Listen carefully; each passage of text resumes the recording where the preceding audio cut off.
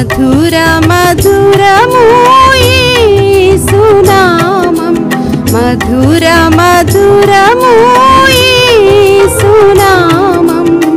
స్తుతికి యోగ్యము ప్రభుని నామం, స్తుతికి యోగ్యము ప్రభుని నామం. మధుర మధురము యేసునామం, మధురమేసుని నామం.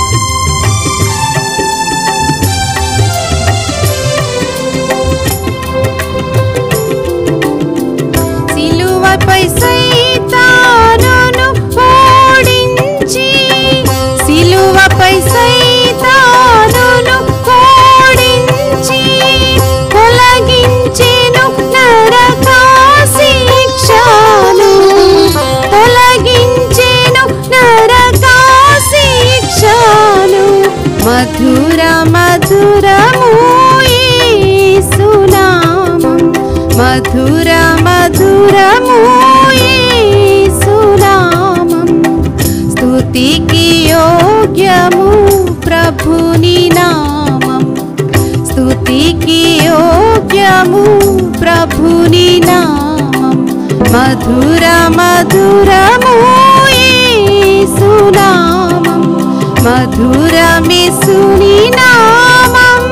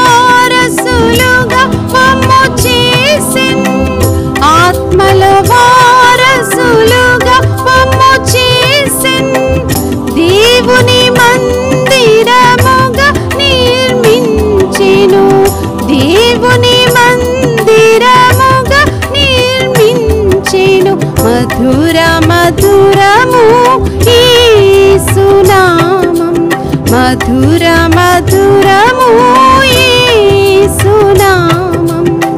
స్తుతికి యోగ్యము ప్రభుని నామం, స్తుతికి యోగ్యము ప్రభుని నామం. మధుర మధురము యేసునామం, మధురమేసుని నామం.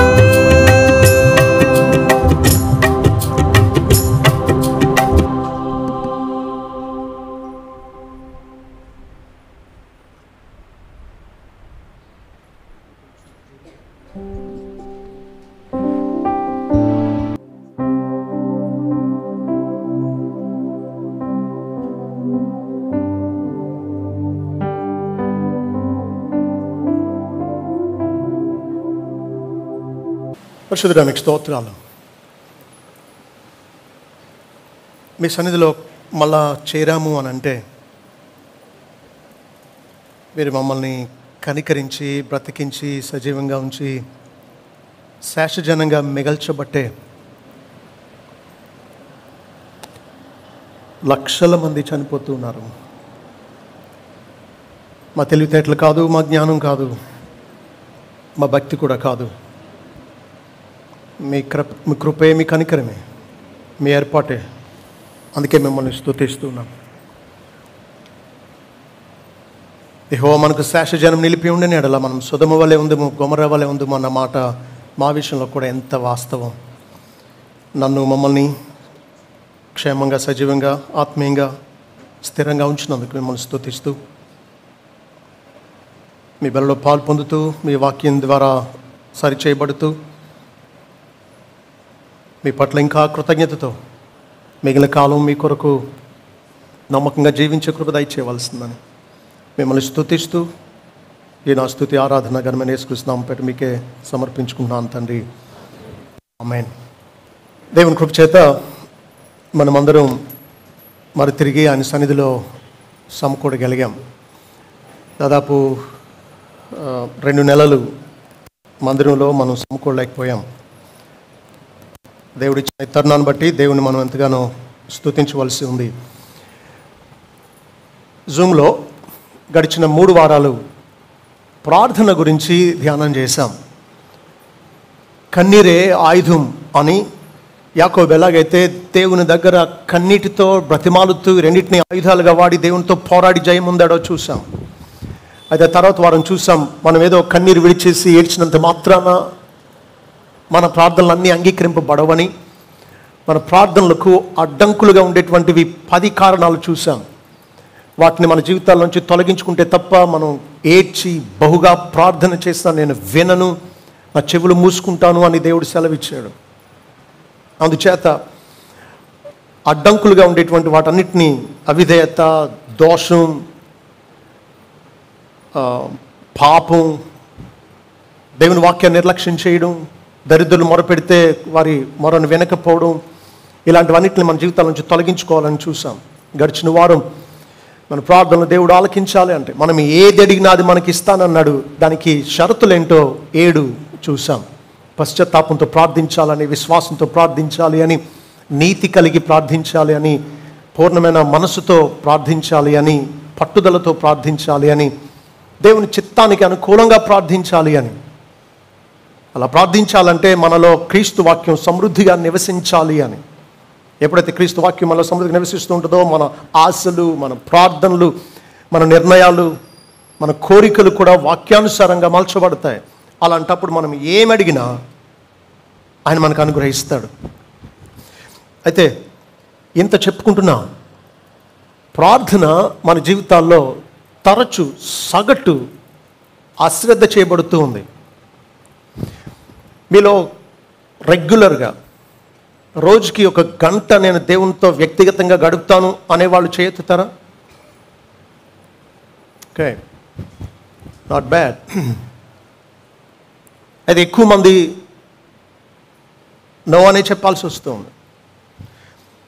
ఒక భక్తుడు ఇలా అన్నాడు, చార్ల్స్ స్పర్జన్ అనే భక్తుడు, I know of no better thermometer to your spiritual temperature than this, the measure of the intensity of your prayer.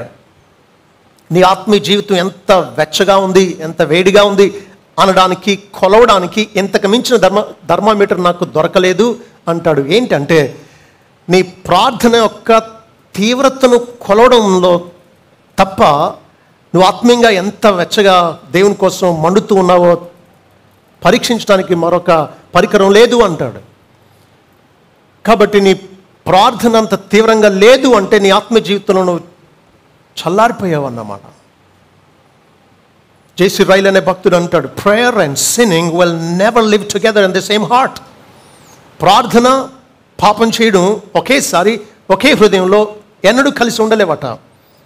Prayer will consume sin, అయితే ప్రార్థన పాపాన్ని దహించేస్తుంది. Or sin will choke prayer, లేదా పాపం ప్రార్థనను ఉక్కిరిబిక్కిరయ్యేటట్టు పీకపట్టుకుని ఆపేస్తుంది అన్నమాట. ప్రార్థన నువ్వు పాపం చేయకుండా నీకు బలాన్ని ఇస్తుంది. అయితే నువ్వు ప్రార్థన చేయట్లేదు అంటే పాపం నీ ప్రార్థనను ఉక్కిరిబిక్కిరయ్యేటట్లు ఆపేస్తూ ఉందన్నమాట. కాబట్టి ఒకేసారి ఏ భక్తుడు కూడా చక్కని ప్రార్థనా జీవితం కలిగి ఉండి పాపంలో ఉండలేడు.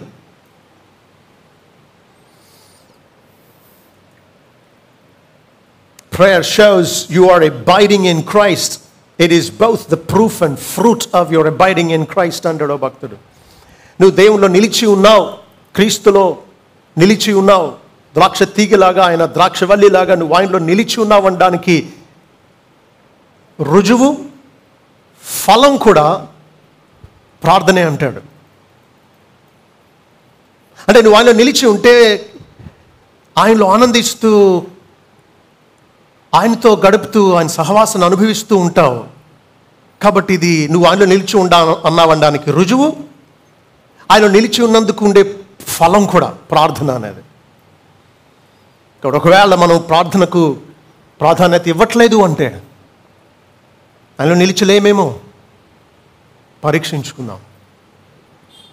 చాలామంది మేము ప్రార్థిస్తున్నాం కదా నన్ను మీరు అనవచ్చేమో, ఏంటి మీ ప్రార్థన జీవితం?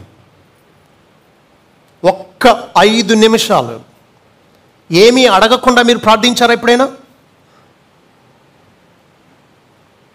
మీ ప్రార్థనలో 5 నిమిషాలు ఎప్పుడైనా ఏ అవసరం గురించి అడగకుండా ప్రార్థించగలిగారా? ఎంతసేపు అదివ్వు ఇదివ్వు, అదివ్వు ఇదివ్వు, వాళ్ళని కాపాడు వీళ్ళని కాపాడు, ఈ బాధ తప్పించు ఆ బాధ తప్పించు. ఎంత చిన్నపిల్లల తత్వం కాదా ఇది? చిన్నపిల్లలకి ఎంతసేపు అది కావాలి ఇది కావాలి.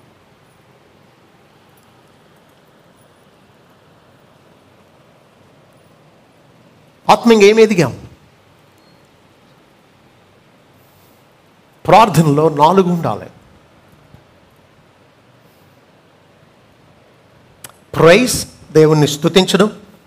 కన్ఫెషన్, పాపపు ఒప్పుకోలు. థ్యాంక్స్ గివింగ్, ఆయన చేసిన మేళను బట్టి కృతజ్ఞత. 4వది రిక్వెస్ట్, మనవులు. Praise, confession, thanksgiving, request. ఈ 4 సమతుల్యంగా ఉండాలి ప్రార్థనలో. కానీ మన ప్రార్థనలో ఎక్కువ శాతం ఉండేది ఏంటి? రిక్వెస్ట్లే. మన అవసరాలు ఏదో షాపింగ్ లిస్ట్ లాగా తయారు చేసేసి ఆయనకి ఒక్కొక్కటి చెప్తా ఉంటాం అన్నమాట.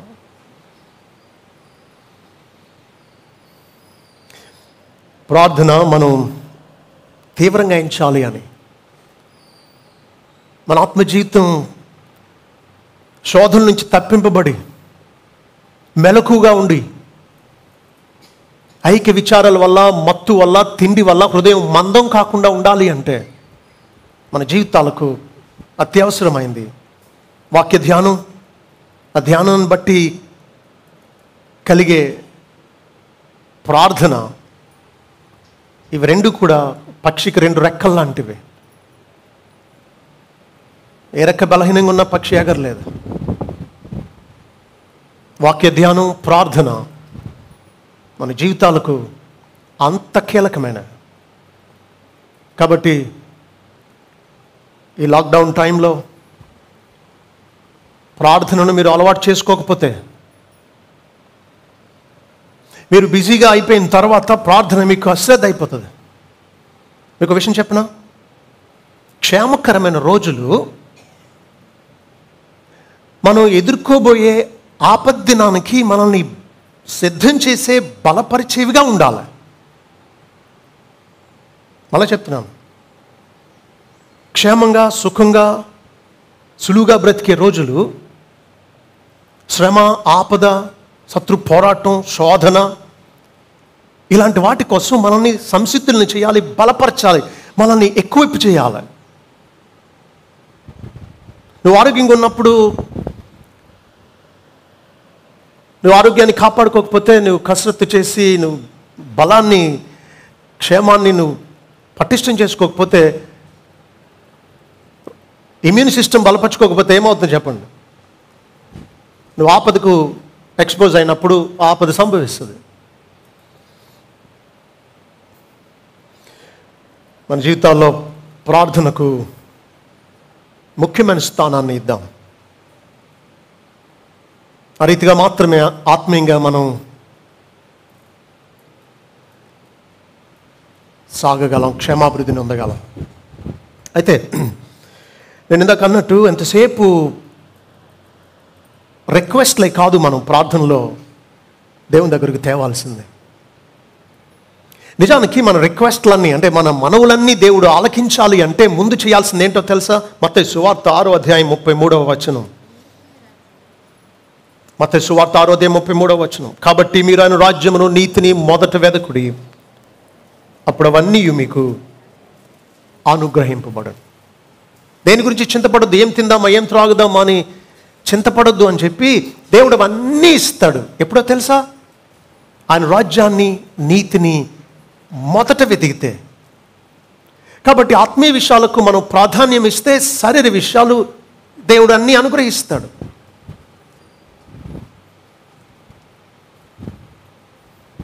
ఒక అతను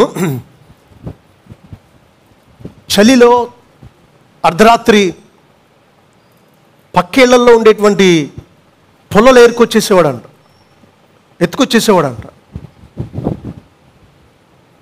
అంటే చలి కాసుకోవడానికి తనకు కావలసినవి వాళ్ళవి వెళ్ళి వాళ్ళు చలిలో లోపల తలుపులు వేసుకుని భద్రంగా పడుకుంటారు కాబట్టి రాత్రులు చలిలో వెళ్ళి తెచ్చేసేవాడట. నిజానికి అతను ఎంత కష్టపడ్డాడంటే నమ్మకంగా ఆరోగ్యంగా న్యాయంగా కష్టపడేదానికంటే ఎక్కువ కష్టపడ్డాడంట. ఆ పొలాలు సంపాదించడానికి ఇప్పుడు కష్టపడిన దానికంటే న్యాయంగా తక్కువ కష్టపడవచ్చు. కానీ దొంగతనం చేయడానికి ఎక్కువ ప్రయాసపడ్డాడు. పట్టబడి అవమానాన్ని తెచ్చుకున్నాడు. అంతా తీసుకెళ్ళిపోయారు. మళ్ళా చాలాసార్లు ఈ లోకావసరాలు తీరడానికి విపరీత ప్రయత్నాలు చేస్తూ ఉన్నాం. అంత కష్టపడక్కల్లా తన ప్రియులు నిద్రించుచుండగా ఆయన వారికి ఇచ్చిచున్నాడు. 127 కీర్తన 3వ వచనం. అంటే మిగతా వాళ్ళు పెందలకడ లేచి చాలా రాత్రి వరకు కష్టపడుతూ ప్రయాసపడుతున్నా సంపాదించలేని దాన్ని నువ్వు దేవునికి, ఆయన నీతికి, ఆయన రాజ్యానికి, రక్షణలో ఎదగడానికి ఇచ్చే ప్రాధాన్యతను బట్టి దేవుడు నీకు ఇచ్చి ఆశీర్వదిస్తాడు. కాబట్టి మన ప్రార్థనలో మనం ముఖ్యంగా అడగవలసింది శరీర అవసరతలు కాదు, ఆత్మీయ అవసరతలు ముందు అడగాలి. ఆ కోణంలో చూస్తే ప్రార్థనలో మనం ఎక్కువగా దేవుణ్ణి అడగవలసినవి 5 విషయాలు ఈరోజు మనం చూద్దాం. మొదటిది, స్లైమీ, నా పాపాన్ని దేవా సంహరించు అని అడగాలి. మొట్టమొదట మనం దేవుని దగ్గర సరిపడకపోతే మిగిలినవేవి మనం పొందలేం. నిజానికి దేవుడు అసహించుకునేది ఒక్కటే. అంగవైకల్యాన్ని అసహించుకోడు, పేదరికాన్ని అసహించుకోడు, వికృతంగా ఉండేటువంటి వారిని అసహించుకోడు, అజ్ఞానులను కూడా అసహించుకోడు. వారి కోసమే వాక్యం అనుగ్రహించాడు. పేదలను, అంగవైకల్యం కలిగినటువంటి వారిని, వికృతంగా ఉండేటువంటి వారిని పుట్టించిందే ఆయన. కాబట్టి ఆయన అసహించుకోడు.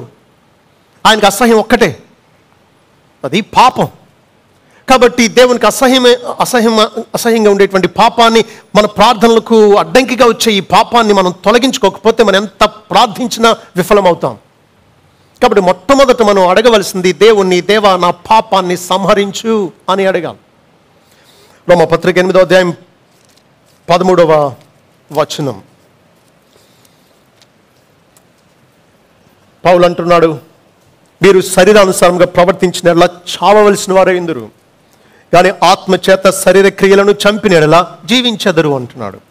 గమనించండి, శరీరానుసారంగా ప్రవర్తిస్తే చచ్చిపోతారు, ఆత్మచేత శరీర క్రియలను చంపితే జీవిస్తారు అంటున్నాడు. అంటే అర్థం ఏంటి అంటే పాపం మిమ్మల్ని చంపుతుంది, అయితే పాపాన్ని మీరు చంపితే జీవిస్తారు అంటున్నాడు. ఊహించండి, ఒక్కసారి మీ ఇంట్లోకి పెద్ద తాచుపాము చీకట్లో లోపలికి వచ్చేసింది, మీరు చూశారు. ఇప్పుడు అదైనా చావాలి, మీరైనా చావాలి. అదైనా బతుకుతుంది, మీరైనా బతుకుతారు. అది మిమ్మల్ని చంపగలిగినటువంటి సామర్థ్యం కలిగినటువంటిది, అంత కీడు చేయగలిగినటువంటిది విషసర్పం అది. ఇప్పుడు దాని విషయంలో ఏం చేస్తారు చెప్పండి? పావునే ఉండే అదే వెళ్ళిపోద్దులండి షుష్ అని అంటే సరిపోద్దా? ఉండనిస్తే బ్రతకనిస్తుందా? మిమ్మల్ని చంపగలిగినంత విషసర్పాన్ని మీరు చంపాలి. కాదు, అది చంపకముందే మీరు దాన్ని చంపాలి. Sin kills. So kill it before it kills you. పాపం విషయంలో మీరు రాజీ పడ్డారా, మిమ్మల్ని చంపుతుంది. పాపం విషయంలో మీరు సున్నితంగా వ్యవహరించారా, మొత్తం కోల్పోతారు. కాబట్టి మీ క్రూరత్వం అంతా చూపించాల్సింది పాపం విషయంలో, మీ కఠినత్వం అంతా చూపించవలసింది మీ సొంత పాపం విషయంలో. అందుకే అన్నాడు గలతీ పత్రిక 5వ అధ్యాయం 24వ వచనం. గలతీ 5:24, క్రీస్తు యేసు సంబంధులు శరీరమును దాని ఇచ్చలతోనూ దురాశలతోనూ సిలువ వేసి ఉన్నారు అంటున్నాడు. సిలువ అనేది ఇంజెక్షన్ చేసినట్టు సున్నితంగా అయిపోయింది అన్నట్టు జాగ్రత్తగా చేసేది కాదు. మత్తిచ్చి నొప్పి తెలియకుండా జాగ్రత్తగా చేసే ఆపరేషన్ లాంటిది కాదు సిలువ వేయడం అనేది. అతి కిరాతకంగా చంపాలనే ఉద్దేశంతో బాధించి బాధించి బాధించి ఆఖరికి చంపేది సిలువ అనే ప్రక్రియ. పాపం విషయంలో క్రీస్తు యేసు సంబంధులు శరీరాన్ని దాని ఇచ్చలతోనూ దురాశలతోనూ సిలువ వేసి ఉన్నారు అంటున్నాడు. You must crucify your fleshly లస్.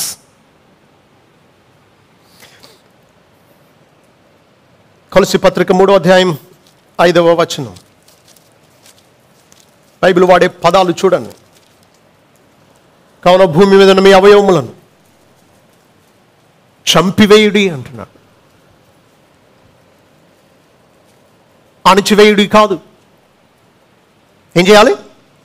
చంపివేయాలట. భూమి మీద ఉన్న మీ అవయవములను అనగా జారత్వమును, అపవిత్రతను, కామాతురతను, దురాశను, విగ్రహారాధన అయిన ధనాపేక్షను చంపివేయుడి. ధనాపేక్షను విగ్రహారాధన అంటున్నాడు. విగ్రహంలా పెట్టుకుని ఆ డబ్బు సంపాదనే నీకు ఆరోగ్యం కంటే, కుటుంబం కంటే, భక్తి కంటే, నీతి కంటే ఆ డబ్బే నీకు ముఖ్యంగా ఉంది. అదే నీ విగ్రహం. చంపేమంటున్నాడు. అణచడం కాదు, తగ్గించడం కాదు, అదుపులోకి తేవడం కాదు. విషసర్పం, దాన్ని చంపడమే పరిష్కారం. చంపివేయుడి అన్నాడు. అయితే ఒక విషయం, రోమా 8:13లో పౌలు ఉన్న మాట మరొకసారి జ్ఞాపకం చేసుకుందాం. మీరు శరీరానుసారంగా ప్రవర్తించిన ఎడల చావవలసిన వారు ఎందురు కానీ ఆత్మచేత శరీర క్రియలను చంపిన ఎడల జీవించెదరు అన్నాడు. మరి శరీర క్రియలు మనకు చాలా ఇష్టమే. మనకిష్టమైన సీరియళ్ళు, మనకిష్టమైన మూవీ సిరీస్ మానుకోవడం కష్టమే. మరి ఎలా చంపగలం? ఆత్మచేత శరీర క్రియలను చంపిన జీవించదని అంటున్నాడు. మన వల్ల కాదు కాబట్టే పరిశుద్ధాత్మ చేత చంపమంటున్నాడు. కాబట్టి దేవుని దగ్గరికి వచ్చి అడుగుతున్నాం, దేవా నా వల్ల అవ్వట్లేదు, మీ ఆత్మచేత నా శరీర క్రియలను చంపు దేవా అని మనం దేవుని ఆశ్రయించాలి. అందుకే ఇలా ప్రార్థించాలని నేర్చుకుంటూ ఉన్నాం. దేవా నా పాపాన్ని సంహరించు, నీ ఆత్మచేత నా శరీర క్రియలను చంపు. నా అవయవాల్లో ఉండేటువంటి కామాతురత, అపవిత్రత, జారత్వం, ధనాపేక్ష, వీటిని చంపివే అని మనం ప్రభువుని అడగాలి. ఎప్పుడు అడిగారా దేవుని? ఎలా?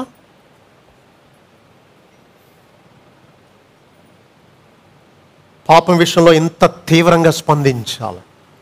రెండవది, క్లెన్స్ మీ, నన్ను కడుగు దేవా అని అడగాలి. పాపం చంపబడాలి, ఆ పాప మలిన నుంచి మనం కడుగబడాలి. కీర్తన 51, దావీదు బెత్షెబతో పాపం చేసిన తర్వాత నాతాను ప్రవక్త వచ్చి అతన్ని సంధించినప్పుడు రాసిన కీర్తన మొదటి 2 వచనాల్లో అంటున్నాడు, దేవా నీ కృప చొప్పున నన్ను కరుణింపుము, నీ వాత్సల్య బాహుళ్యం చొప్పున నా అతిక్రమలను తుడిచివేయము, నా దోషము పోవునట్లు నన్ను బాగుగా కడుగుము, నా పాపము పోవునట్లు నన్ను పవిత్రపరచుము. బాగుగా కడుగు, నన్ను పవిత్రపరచు. అలాగే 7వ వచనంలో నేను పవిత్రుడు నగునట్లు హిస్సోపుతో నా పాపమును పరిహరింపుము, హిమము కంటేను నేను తెల్లగా నుండినట్లు నీవు నన్ను కడుగుము. 9వ వచనంలో అంటున్నాడు, నా పాపములకు విముఖుడవు కమ్ము, నా దోషములన్నిటినీ తుడిచివేయము, నా యందు దేవా శుద్ధ హృదయము కలుగు చేయము. చూసారా? కడుగు, శుద్ధి చేయి, తెల్లగా కడుగు, బాగుగా కడుగు.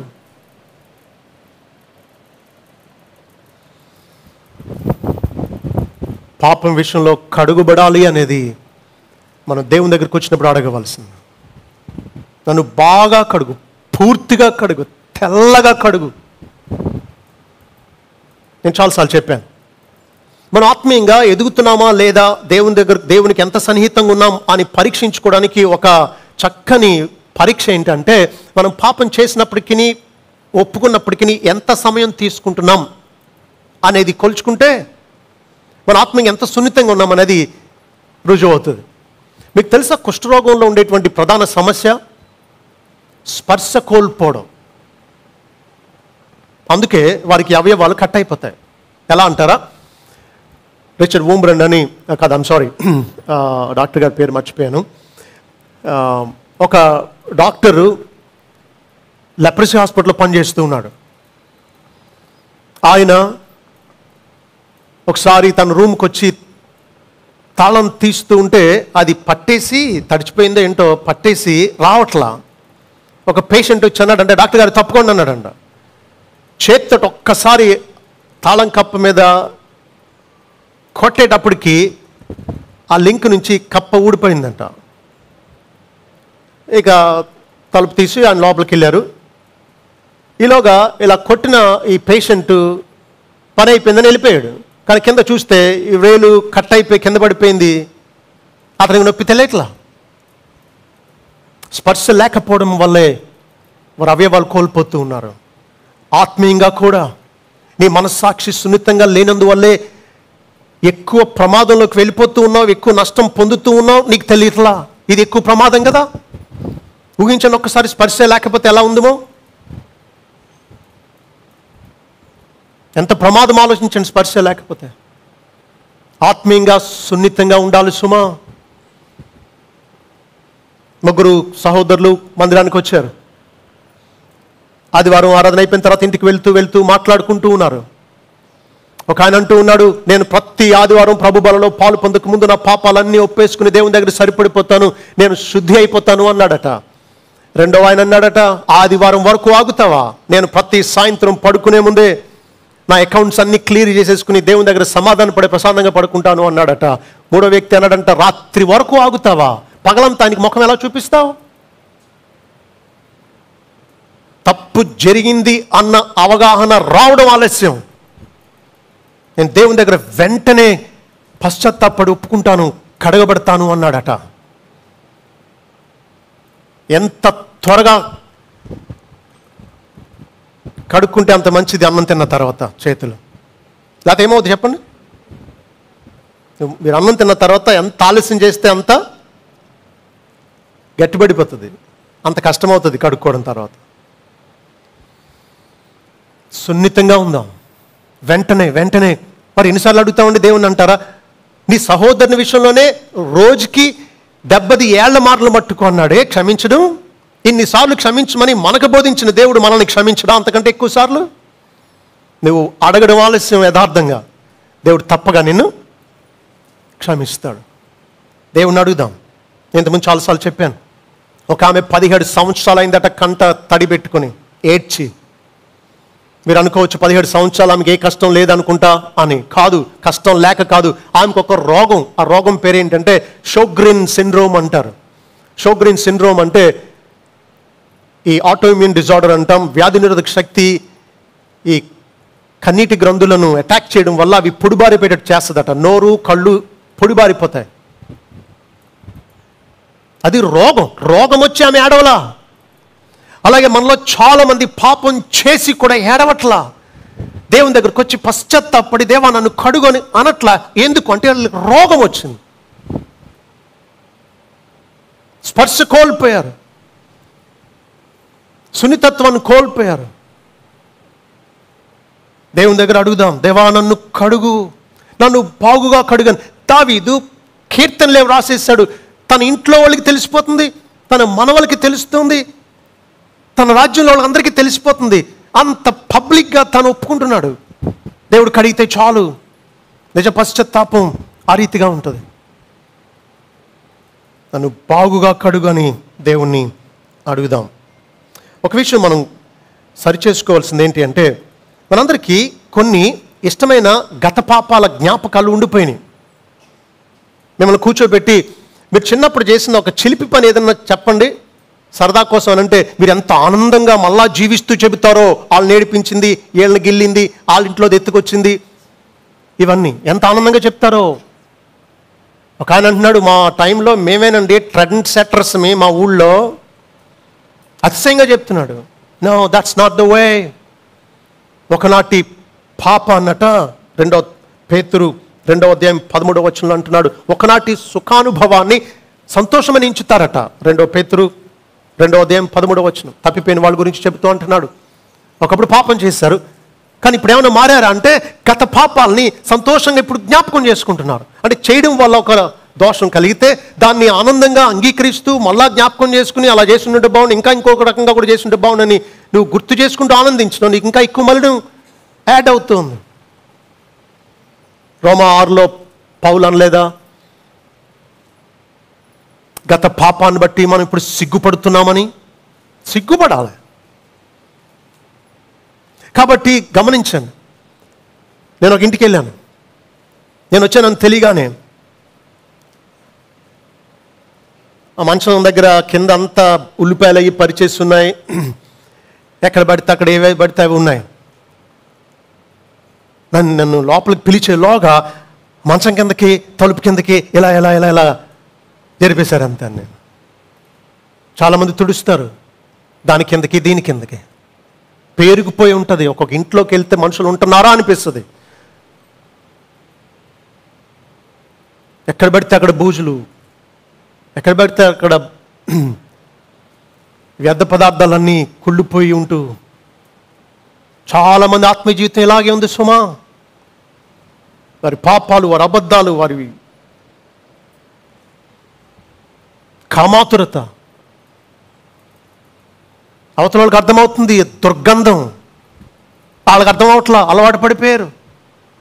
చూడండి, కోల్డ్ ఫారాల దగ్గర ఉండేటువంటి వాళ్ళకి వాళ్ళ అస్తమానం ముక్కు మూసుకోరు, వాళ్ళకి అలవాటు అయిపోయింది. మనం కొత్తగా అక్కడికి వెళ్తే తట్టుకోలేనంతగా మనం అయ్యో ఏంటి బాబోయ్ అనుకుంటాం. మనం చాలామందికి పాపం అలవాటు అయిపోయింది. దేవుణ్ణి అడుగుదాం, బాగుగా కడుగు, మూలలో కూడా కడుగు, మొత్తం కడుగు. మూడవది ఫిల్మింగ్, దేవా నన్ను నింపు అని అడుగుదాం. ఎఫెసీ 5:18. ఎఫెసీ పట్టణంలో ఒక దేవత ఒక గుడి ఉండేది. ఆ గుడిలో దేవత పూజలు చేసేటువంటి వారు మత్తుగా మద్యాన్ని సేవించేవారు. ఎంత మద్యం సేవిస్తే అంత మత్తులోకి వెళ్తారు. అంత మత్తులో ఉన్నప్పుడు దేవతతో అంత లీనమవ్వచ్చు అనేది వారి దురభిప్రాయం. ఆ దేవత గుడిలో మధ్యలో ఒక గుంట ఉంటుంది. ఆ గుంట ఎందుకో తెలుసా? తాగిన వాళ్ళు వెళ్ళి కక్కుకోవడానికట, మళ్ళా వెళ్ళి తాగడానికి, మళ్ళా వచ్చి కక్కుకోవడానికి. వాళ్ళ ఉద్దేశం ఏంటి అంటే మద్యంతో మత్తులైతే వారు దేవతకు దగ్గర అవ్వచ్చు అని. పౌలు రాస్తూ అంటున్నాడు, మరియు మద్యముతో మత్తులై ఉండకుడి, దానిలో దుర్వ్యాపారం కలదు, అయితే ఆత్మపూర్ణులై ఉండుడి, పరిశుద్ధాత్మతో నింపబడండి అంటున్నాడు. మీకు విషయం చెప్పాలి, పరిశుద్ధాత్మను పొందడం, పరిశుద్ధాత్మ బాప్తిసం పొందడం, ఇవి రెండు ఒక వ్యక్తి రక్షింపబడినప్పుడు జరిగేది. రోమా 8:9 ప్రకారం క్రీస్తు ఆత్మ లేనివాడు క్రీస్తు వాడు కాడు. కాబట్టి క్రీస్తు వారు అవ్వడం రక్షింపబడినప్పుడు అవుతాం, అప్పుడే పరిశుద్ధాత్మను మనం పొందుతాం. పరిశుద్ధాత్మ బాప్తిసం అంటే కూడా యేసుక్రీస్తు అనుగ్రహిస్తాడు పరిశుద్ధాత్మ బాప్తిసం. బైబిల్లో ఎక్కడ కూడా పరిశుద్ధాత్మ బాప్తిసం పొందుడి అని ఆజ్ఞగా వ్రాయబడలేదు. ఇది మనం అనుసరించవలసిన ఆజ్ఞ కాదు, మనం అనుభవించే ఒక అనుభవం. ఎందుకంటే యేసుక్రీస్తు క్రొత్త విశ్వాసులను సంఘంలో ఒక్క శరీరంగా జత చేయడం ద్వారా మనకు పరిశుద్ధాత్మందరి బాప్తిసాన్ని అనుగ్రహిస్తాడు. కాబట్టి పుట్టిన బిడ్డ కుటుంబ సభ్యుడు ఎప్పుడు అవుతాడు? పుట్టుకతోనే అవుతాడు. ఆ రీతిగా ఒక వ్యక్తి రక్షింపబడ్డమే క్రీస్తు సంఘంలో, క్రీస్తు శరీరంలో అవయవాలుగా, సభ్యులుగా చేర్చబడ్డం. 2 కొరింథీ 12:13 ఇదే మాట అంటాడు, మనం అందరం ఒక్క శరీరంలోనికి ఒక్క ఆత్మ యందే బాప్తిసం పొందితిమి అంటాడు. 1 కొరింథీ 12:13. కాబట్టి ఇక్కడ పరిశుద్ధాత్మ నింపుదల అంటే పరిశుద్ధాత్మను పొందడం, పరిశుద్ధాత్మ బాప్తిసం ఈ రెండు కాదు. ఈ రెండు రక్షింపబడినప్పుడు జరిగేవి. రక్షింపబడిన వ్యక్తి, పరిశుద్ధాత్మను పొందిన వ్యక్తి పరిశుద్ధాత్మ చేత నింపబడాలి. ఇది సేవకులకు, సంఘ నాయకులకు ఇవ్వబడిన ఆజ్ఞ కాదు. ఎఫెసీ పత్రిక, ఎఫెసీ సంఘమంతటికి వ్రాయబడింది. కాబట్టి ప్రతి విశ్వాసికి ఇవ్వబడిన ఆజ్ఞ ఇది సలహా కాదు, ఆజ్ఞ. కాబట్టి విశ్వాసమైన మనం అందరం కూడా పరిశుద్ధాత్మ చేత నింపబడాలి. నింపబడడం అంటే ఏంటి అని మీరు అడగవచ్చు. ఇప్పుడు మనం యేసుక్రీస్తుని అంగీకరించినప్పుడు పరిశుద్ధాత్మ మనకు అనుగ్రహింపబడతాడు. పరిశుద్ధాత్మను మనలో నివసిస్తాడు. కాబట్టి ఆయన ఏమంటామంటే రెసిడెంట్ అంటాం. రెసిడెంట్ అంటే నివసించేవాడు. ఓ భక్తుడు ఇలా అన్నాడు, the resident should become the president అన్నాడు. పరిశుద్ధాత్మ నింపబడడం అంటే the resident should become the president. అంటే మనలో నివసించే పరిశుద్ధాత్ముడు మన వాక్యానికి నమ్మకంగా లోబడడం ద్వారా, పరిశుద్ధాత్మ యొక్క ఆధీనంలోనికి మనం రావడం ద్వారా మనలో ప్రెసిడెంట్ అవుతాడనమాట. అంటే మన జీవితాన్ని అంతటిని కూడా అధికారంతో పరిపాలించే అధికారం అవ్వాలన్నమాట. అది పరిశుద్ధాత్మతో నింపబడ్డం అంటే. ఆయన ఆధీనంలోనికి రావడం, ఆయన మీదే ఆధారపడడం, స్వ అనే దానికి చచ్చిపోతూ పరిశుద్ధాత్మ యొక్క ఆధీనంలోనే జీవిస్తూ. చూడండి, స్టీరింగ్ ఎవరి చేతిలో ఉంటుందో వాళ్ళే నడిపిస్తారు బండి, ఏటి తిప్పుతాడు తిరుగుతుంది. ఆ రీతిగా మన జీవిత స్టీరింగ్ని పరిశుద్ధాత్మకు అప్పగించేసి, దేవా నువ్వు ఎలా చెప్తే అలా, నువ్వు ఎలా నడిపిస్తే అలా, నువ్వు కోరినట్లు జీవిస్తాను అని ఆ రీతిగా దేవునికి అప్పగించేసుకుని పరిశుద్ధాత్మ ఆధీనంలో బ్రతకడమే పరిశుద్ధాత్మతో నింపబడడం అంటే అర్థం. అయితే చాలామంది పరిశుద్ధాత్మ నింపబడడం అంటే పిచ్చి పిచ్చి గంతులు వేయడం, భాషలు మాట్లాడడం, లేకపోతే సింహం గర్జించినట్టు గర్జించడం, కోడి కూసినట్టు కుయ్యడం, నేల మీద పడి దొర్లేయడం, ఇది అనుకుంటున్నారు. కాదు. బైబిల్లో పరిశుద్ధాత్మతో నింపబడినప్పుడు భక్తులు ఏం చేశారో వర్డ్ స్టడీ చేస్తే మంచిది. అపోస్తలుల కార్యాలు 2వ అధ్యాయంలో వారు పరిశుద్ధాత్మతో నింపబడి ఆత్మ వారికి వాక్శక్తి అనుగ్రహించిన కొలది వారు అన్ని భాషల్లో మాట్లాడిరేను. అంటే పరిశుద్ధాత్మతో నింపబడినప్పుడు ఆది సంఘంలో దేవుడు భాషల వరాన్ని ఇచ్చి గలిలయ ప్రాంతంలో పెద్ద చదువులేనటువంటి పామరులకు ఆయా దేశాల్లో మాట్లాడే భాషలు మాట్లాడే శక్తిని ఇచ్చాడు. వాళ్ళు పిచ్చి పిచ్చి మాటలు మాట్లాడలా. ఆయా దేశాల నుంచి వచ్చినటువంటి యూదులకు వారి వారి భాషలో వారికి వాక్యం చెప్పగలిగారు, వీళ్ళు నేర్చుకోకుండానే. నాకు అరబిక్ రాదు, కానీ నేను అరబిక్లో మాట్లాడగలుగుతున్నాను అనుకోండి, స్పష్టంగా వాక్యం బోధించగలుగుతున్నాను అనుకోండి, దేవుని గొప్ప కార్యాలు వివరించగలుగుతున్నాను అనుకోండి, అది భాషల వరం. భాషలు నిలిచిపోవును అన్నాడు, నిలిచిపోయినాయి. ఎలా చెప్పగలం అంటే సంఘ చరిత్రలో దాదాపు 1800 సంవత్సరాల కాలం భాషలు లేవు. ఎవరైనా మాట్లాడారు అంటే వాళ్ళే దుర్బోధకులు మాట్లాడిన సందర్భాలే ఉన్నాయి. అయితే ఒక్కదాన్ని పట్టుకుని పరిశుద్ధాత్మతో నింపబడ్డం అంటే భాషలు మాట్లాడడమే అని రుద్దేశారు. పరిశుద్ధాత్మతో నింపబడినప్పుడు భక్తులు ఏం చేశారో కొన్ని చూడండి. అపోస్తలుల కార్యాల గ్రంథం 1వ అధ్యాయం 8వ వచనం. ఆయనను పరిశుద్ధాత్మ మీ మీదకి వచ్చినప్పుడు మీరు శక్తి నొందుదురు గనుక మీరు యెరూషలేములోను యూదయ సమరయ దేశంలోని అంతటను భూదిగంతముల వరకు నాకు సాక్షులైందని వారితో చెప్పాను. పరిశుద్ధాత్మ శక్తి మనల్ని ఏం చేస్తుంది అంటే మనల్ని క్రీస్తు కొరకు అన్ని స్థలాలలో హింసలున్నా, వ్యతిరేకత ఉన్నా, అడ్డంకులున్నా క్రీస్తు కొరకు బలమైన సాక్షులుగా ఉండేటట్లు పరిశుద్ధాత్మ శక్తి మనల్ని బలపరుస్తుంది. కాబట్టి పరిశుద్ధాత్మ నింపబడితే మనం చేసేది ఏంటి అంటే క్రీస్తుకు సాక్షులుగా జీవిస్తాం.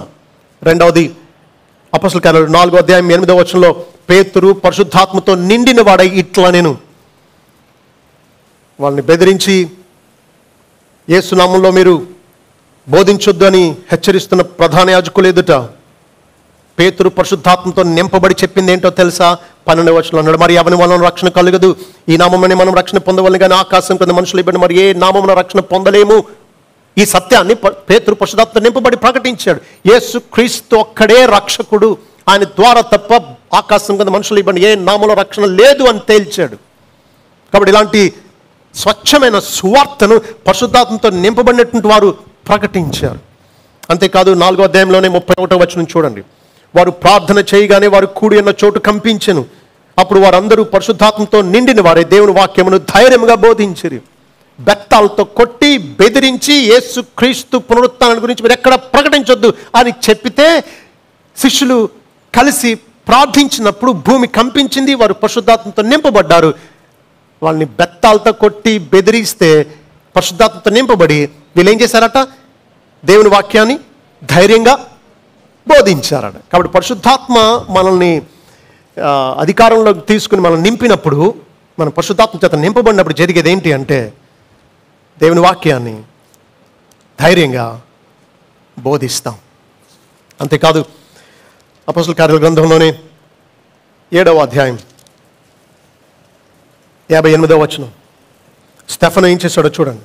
అయితే అతడు పరిశుద్ధాత్మతో నిండుకొనిన వాడై ఆకాశం వైపు తేరి చూచి దేవుని మహిమను, యేసు దేవుని కుడిపార్శ్వ ముందు నిలిచిండుటను చూచి పరిశుద్ధాత్మతో నింపబడ్డాడు స్టెఫను. కొద్ది నిమిషాల్లో రాళ్లతో కొట్టి తనని చంపేస్తారు. ఆ టైంలో దేవుడు పరిశుద్ధాత్మతో తను నింపి ఏం చూపించాడు అంటే దేవుని మహిమను. దేవుని కుడిపార్శ్వాన యేసు క్రీస్తు ఏం చేస్తున్నాడు చెప్పండి? కూర్చోలా, నిలిచి ఉన్నాడు. ఎందుకు? తన భక్తుడు ఇక్కడ ఆపదలో ఉన్నాడు. మనం ఏదైనా పని చేసేటప్పుడు కూర్చున్న వాళ్ళు ఏం చేస్తాం? లేచి పని చేస్తాం. క్రీస్తు నిలిచి ఉన్నాడు. ఈ విషయం పరిశుద్ధాత్మ నింపబడినటువంటి స్టెఫనుకు దేవుడు కనుపరిచాడు. అంటే శ్రమల్లో దేవుడు నా పక్షంగా పనిచేస్తున్నాడు అని నేను పట్టించుకోకుండా వదిలేయడం కాదు అన్న సంగతి పరిశుద్ధాత్మ నింపబడిన వ్యక్తికి గ్రహింపు అవుతుంది. అంతేకాదు తను రాళ్ళతో కొడుతూ ఉంటే ఏం చేశాడో తెలుసా? 60వ వచనం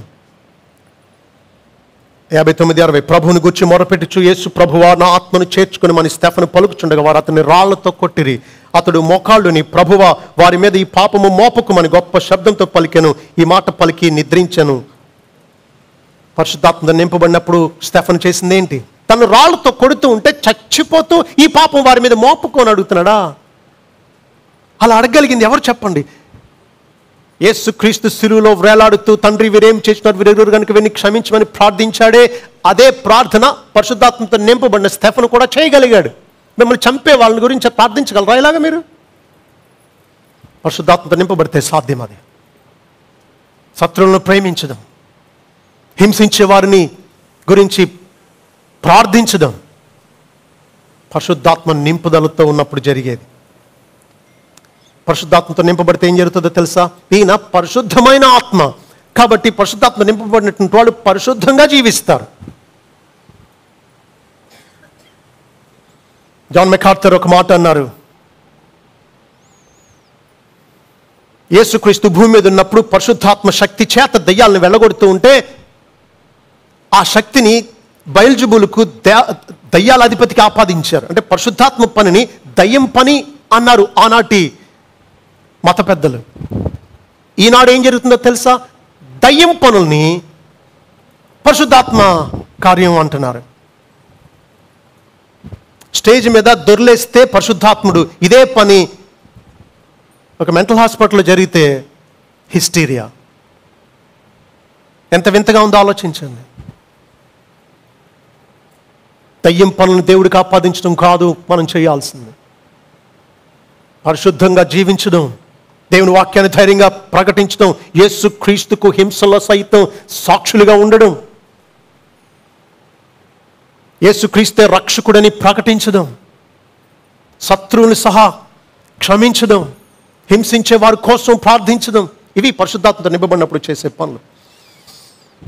నా పాపాన్ని సంహరించు దేవా, నన్ను బాగుగా కడుగు దేవా, నన్ను నీ ఆత్మతో నింపు దేవా. 4వది, నన్ను నీ ఆత్మ చేత నడిపించు దేవా అని మనం అడుగుదాం. రోమపత్రిక 8వ అధ్యాయం 14వ వచనం. దేవుని ఆత్మ చేత అందరూ నడిపింపబడుదురో వారందరూ దేవుని కుమారులైందరు. ఎవరి తండ్రి వారిని నడిపిస్తాడు. ఎవరి తండ్రి వారిని నడిపించాలి. మీ పిల్లల్ని మీ శత్రువులు ఎవరైనా నడిపిస్తే మీ శత్రువులు అస్తమానం ఫోన్ చేసి అలా చేయరా, ఎలా చేయరా, మీ అమ్మని అలాగనరా, మీ నాన్న ఎలాగనరా, అలా మీ పిల్లలు నడిస్తే మీకు ద్రోహం కాదా? మనం దేవుని బిడ్డలం, దేవుని ఆత్మచేత నడిపింపబడాలి. మనం నడిపించాల్సింది లోకం కాదు, మన శరీరం కాదు, ఈ సినిమాలు, మీడియా కాదు, సైతాన్ అసలే కాదు. మనం నడిపించవలసింది పరిశుద్ధాత్ముడే. ఆయన ఎలా నడిపిస్తాడు? ఆయన వ్రాయించిన తన వాక్యాన్ని జ్ఞాపకం చేసి, అన్వయింపచేసి, గుర్తు చేసి, తన మెల్లని స్వరంతో వాక్యాన్ని బట్టి మనల్ని నడిపిస్తాడు పరిశుద్ధాత్ముడు. ఈ 4 అడిగితేనే ఆఖరిది అడగగలం. అదేంటి అంటే, యూజ్ మీ, నన్ను వాడుకో ప్రభువా, నీ మహిమ కొరకు, నీ కార్యాల కొరకు, నీ రాజ్య వ్యాప్తి కొరకు నన్ను వాడుకో అని ప్రభుని అప్పుడే అడగగలం. ఈ 5వది అడగాలంటే మొదటి 4 అడగవలసిందే. మీ పాపం సంహరింపబడకుండా, ఆ పాప మలిన నుండి మీరు కడుగబడకుండా, పరిశుద్ధాత్మ చేత నింపబడి నడిపింపబడకుండా మీరు దేవుని కోసం వాడబడలేరు. మీరు అనుకోవచ్చు, మేము దేవుని కోసం వాడబడాల్సిన అవసరం ఉంది అండి అని. అసలు మీరు పుట్టిందే దేవుని కోసం దేవుడు పుట్టించుకున్నాడు. యెషయా గ్రంథం 43వ అధ్యాయం 7వ వచనం, 21వ వచనం. యెషయా గ్రంథం 43:7 అంటున్నాడు, నా మహిమ నిమిత్తము నేను సృజించిన వారిని, నా నామము పెట్టబడిన వారిని అందరినీ తెప్పింపుము, నేనే వారిని కలుగు చేస్తాను, వారిని పుట్టించిన వాడును నేనే. చాలా స్పష్టంగా ఉంది, నా మహిమ నిమిత్తము నేను సృజించిన వారిని అంటున్నాడు. కాబట్టి దేవుడు మనల్ని సృజించింది ఎందుకు? ఆయన మహిమ నిమిత్తం సృజించాడు. 21లో అంటున్నాడు, నా నిమిత్తము నేను నిర్మించిన జనులు నా స్తోత్రమును ప్రచురము చేయుదురు. ఆయన కోసం ఆయన నిర్మించుకున్నాడు మనల్ని, ఆయన స్తోత్రాన్ని ప్రచురిస్తాము అని.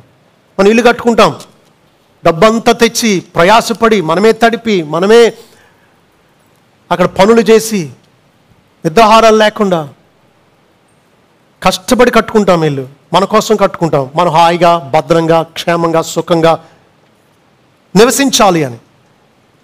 అయితే అది బీటల వారి పునాదులు కుంగిపోయి నివసించడానికి యోగ్యంగా లేకపోతే ఇంకెందుకు అది? దేవుడు మనల్ని తన కోసం, తన స్తోత్రాన్ని ప్రచురిస్తామని, తను మహింపరుస్తామని, తన కోసం బ్రతుకుతామని పుట్టించుకున్నాడు. నువ్వు బ్రతికేది డబ్బు సంపాదన కోసం, నువ్వు బ్రతికేది నీ సుఖాల కోసం, నువ్వు బ్రతికేది ఈ లోకంలో మనుషులను సంతోషపెట్టడం కోసం, ఈ ఆచారాలు, ఈ కులం, దీనికోసం బ్రతుకుతున్నావు. బ్రతికి నిరుపయోగం. దేవుడు మనల్ని రక్షించింది కూడా ఎందుకు?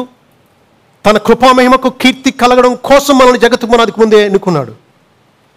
కాబట్టి మనల్ని పుట్టించినా, మనల్ని ఏర్పరచుకున్నా, మనల్ని రక్షించినా తన మహిమ కోసం చేసుకున్నాడు. కాబట్టి తన కోసం వాడబడ్డం కంటే మన విషయంలో దేవునికి మరొక చిత్తం లేదు. ఆయన మహింపరచడం, ఆయన సంతోషపెట్టడం, ఆయన చిత్తాన్ని నెరవేర్చడం, ఆయన సువార్తను ప్రకటించడం, ఆయన కోసం బ్రతకడమే మన జీవిత లక్ష్యమై ఉండాలి. యెషయా గ్రంథం 6వ అధ్యాయం 8వ వచనం, లేదా పైనుంచి చదువుతున్నాను చూడండి. 5వ వచనం నుంచి, అయ్యో నేను అపవిత్రమైన పెదవులు గలవాడును, అపవిత్రమైన పెదవులు గల జనుల మధ్య నివసించువాడును, నేను నశించి తిని, రాజును సైన్యములకు అధిపతి యెహోవాను నేను కనులారా చూచి తిని అనుకుంటుని. అప్పుడు ఆ శరాపులలోనొకడు తాను బలిపీఠం మీద నుండి కారుతో తీసిన నిప్పును చేత పట్టుకుని నా యొద్దకు ఎగిరి వచ్చి నా నోటికి దాన్ని తగిలించి, ఇది నీ పెదవులకు తగిలిను కనుక నీ పాపముకు ప్రాయశ్చిత్తమాయను, నీ దోషము తొలగిపోయాను అని. అప్పుడు నేను ఎవరిని పంపెదను, మా నిమిత్తం ఎవడు పోవునని ప్రభు సెలవీగా వింటిని. అంతట నేను చిత్తగించుము, నేనున్నాను, నన్ను పంపుమనగా. యెషయా భక్తుడు నేనున్నాను, నన్ను పంపించు అని ఎప్పుడు అనగలిగాడో తెలుసా? తన పాపాన్ని ఒప్పుకున్నాడు. నేను అపవిత్రమైన పెదవులు గలవాడను. హృదయం నిండు దాన్ని బట్టి నోరు మాట్లాడుతుంది కదా. అపవిత్రమైన పెదవులు అంటే అర్థం అపవిత్రమైన హృదయం. అప్పుడు ఆ బలిపీఠం నుంచి కారుతో నిప్పును తీసుకొచ్చి పెదవులకు తగిలించాడు దేవదూత. పెదవులు సున్నితంగా ఉంటాయి, దీనికి నిప్పు తీసుకొచ్చి అంటిస్తే ఎంత బాధో, పశ్చాత్తాపం, బాధే. కానీ నువ్వు దేవుని కోసం వాడబడాలంటే అదే పద్ధతి. తన పాపం పరిహరింపబడిన తరువాతే దేవుడు అడిగాడు, నా నిమిత్తం ఎవరు వెళ్తారు అని. అప్పుడే అన్నాడు యెషయా, చిత్తగించు, నేనున్నాను, నన్ను పంపించు అని. దేవుడు మనల్ని వాడుకుంటాడు తన కోసం. ఆ రీతిగా మన జీవితం ధన్యమవుతుంది. అయితే ముందు జరగవలసింది ఏంటో తెలుసా? 2 తిమోతి 2వ అధ్యాయం 20-21 వచనాలు. 2 తిమోతి 2వ అధ్యాయం 20-21. గొప్ప ఇంటిలో వెండి పాత్రలను బంగారు పాత్రలను మాత్రమే కాక కర్రవియు మంటివియు కూడా ఉండును. వాటిలో కొన్ని ఘనతకును కొన్ని ఘనహీనతకును వినియోగింపబడును. ఎవడైనా వీటిలో చేరక తను తాను పవిత్రపరచుకొని ఎడల వాడు పరిశుద్ధపరచబడి యజమానుడు వాడుకున్నటకు అర్హమై ప్రతి సత్కార్యమునకు సిద్ధపరచబడి ఘనత నిమిత్తమైన పాత్రయై ఉండును. కొన్ని టాయిలెట్లో వాడే పాత్రలు ఉంటాయి, కొన్ని ఎవరైనా ముఖ్యమైనటువంటి అతిథులు వచ్చినప్పుడు తీసే బంగారు పాత్రలు వెండి పాత్రలు ఉంటాయి. యజమానుడు తనకు తానుగా గౌరవంగా వాడుకోవాలి అని అంటే వెండి పాత్రలాగా బంగారు పాత్రలాగా మనం ఆయన చేతిలో వాడబడాలి అంటే మనం ఘనహీనమైన పాత్రలో చేరకూడదట. టాయిలెట్ బేసిన్ దగ్గర వాడే మగ్గుతో నువ్వు వెండి పళ్ళాన్ని పెట్టి అక్కడ దాన్ని మళ్ళీ ఎలా వాడగలవు? ఘనహీనమైన పాత్రలతో మనం చేరకూడదు, అపవిత్రలతో మనం చేరకూడదు. ఇంకా అంటున్నాడు, ఎవడైనా వీటిలో చేరక తను తాను పవిత్రపరచుకొని ఎడల కడుగబడితేనే యజమానుడు వాడుకోవడానికి మనం సిద్ధం. ఘనత నిమిత్తమైన పాత్రగా ఉంటాం.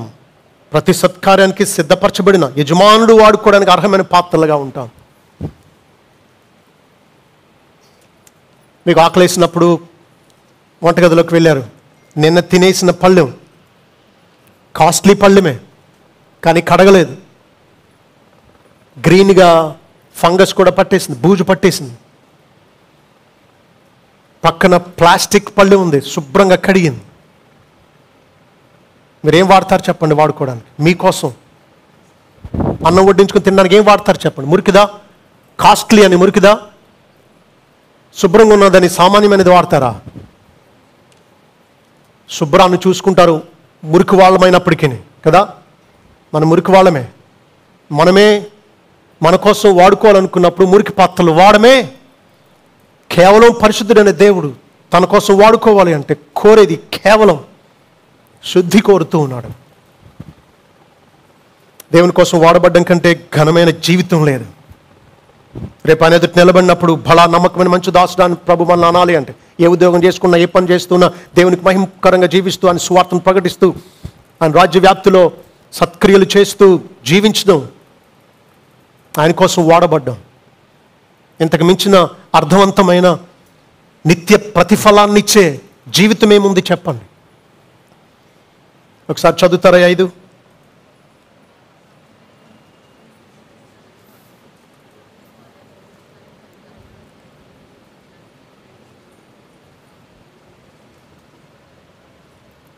ఇప్పుడు చెప్తారా? నా పాపాన్ని సంహరించు, నన్ను బాగుగా కడుగు, నన్ను నీ ఆత్మతో నింపు, నన్ను నీ ఆత్మతో నడిపించు, నన్ను నీ కోసం వాడుకో. ఈ రీతిగా ఆత్మీయంగా ఆయన నీతిని, ఆయన రాజ్యాన్ని మొదట వెతుకుదాం. అప్పుడు అవన్నీ మనకు అనుగ్రహింపబడతాయి. ప్రార్థన చేసుకుందాం. ప్రభు వాళ్ళ కొరకు సిద్ధపడదాం. పరిశుద్ధుడా మీకు స్తోత్రాలు. ఎంతసేపు కాపాడు, దీవించు, బాధల నుంచి విడిపించు, స్వస్థపరచు, అభివృద్ధి చేయి, ఇలాగే అడుగుతూ ఉన్నాం. అయ్యో చిన్నపిల్లలు ఎంతసేపు చాక్లెట్లు, బిస్కెట్లు, డ్రింకులు, పీచు మిఠాయి ఇలాంటి ఏవేవో అడిగినట్టు ఎంతసేపు మిమ్మల్ని వాడుకోవడానికే చూస్తూ ఉన్నాం. మీరు మాకు అవసరమైనవన్నీ ఎప్పుడు ఇస్తానన్నారో ఆ షరతును మేము విస్మరిస్తున్నాం. మమ్మల్ని క్షమించండి. మొదట మీ రాజ్యాన్ని, మీ నీతిని వెతకడానికి మాకు నేర్పించండి. ఆత్మీయంగా మొదట మేము పాపం తొలగిపోవాలని ప్రార్థించడానికి, ఆ పాప మలినం అంతటి నుంచి మేము శుద్ధి పొందడం ముఖ్యమని ఎంచడానికి సహాయం చేయండి. మీ ఆత్మతో నింపబడి నడిపింపబడుతూ మీకోసం, మీ నామఘనత కొరకు, మీ రాజ్య వ్యాప్తి కొరకు, మీ సువార్త ప్రకటన కొరకు, మీ సంఘ క్షేమాభివృద్ధి నిమిత్తం వాడబడే పాత్రలుగా మమ్మల్ని చేయండి. మమ్మల్ని వాడుకోండి ప్రభువా.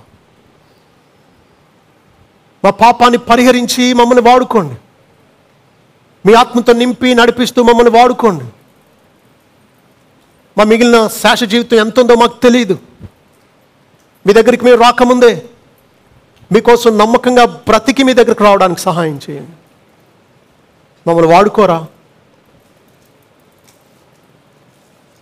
అవకాశాలు ఇచ్చి శుద్ధి చేసి మమ్మల్ని వాడుకోండి దేవా. తద్వారా మా జీవితాలు ధన్యకరమైనవిగా చేయవలసిందని మమ్మల్ని అందరినీ మీ చేతులకు అప్పగించుకుంటాం. మరొకసారి మీ వల్ల పాలు పొందే ముందు మమ్మల్ని మేము పరీక్షించుకుని సరిచేసుకుని పాలు పొందే కృప మాకు దయచేయవలసిందని యేసు నామములో వేడుకుంటున్నాం తండ్రి. ఆమేన్.